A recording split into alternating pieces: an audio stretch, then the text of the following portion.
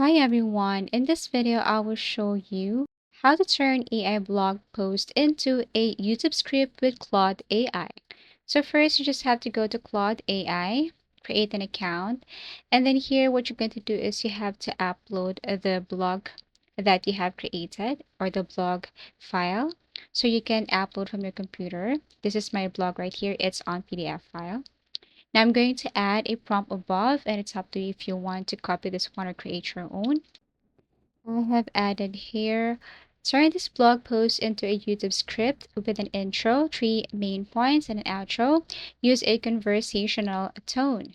Press enter, wait for a couple of seconds, and you should see the result right away. So this is the sample. This is how Claude AI basically turned a blog post into a YouTube script. As easy as that.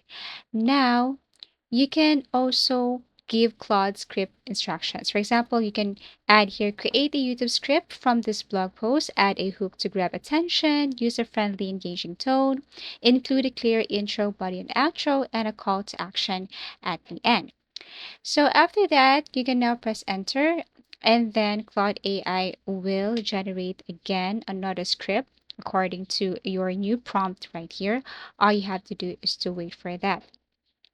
So as you can see, here is the result. And indeed, there is this hook to grab attention. Also, Claude AI user-friendly engaging tone here. Include a clear intro, body and outro. And as you can see, or if you go down below, there is this call to action. And it's here. Now, once you have this, you can add again another prompt. So let's just say you could also request the length, for example, length at least 2 minutes or 500 words, first person narration, jokes or storytelling elements, and bullet points or full narration. So you can add it right here and then also press enter. You can add more, like you can refine the output, like make it more energetic, include a CTA to follow, subscribe, and so on. So basically, this is how you turn a blog post into a YouTube script with Claude AI.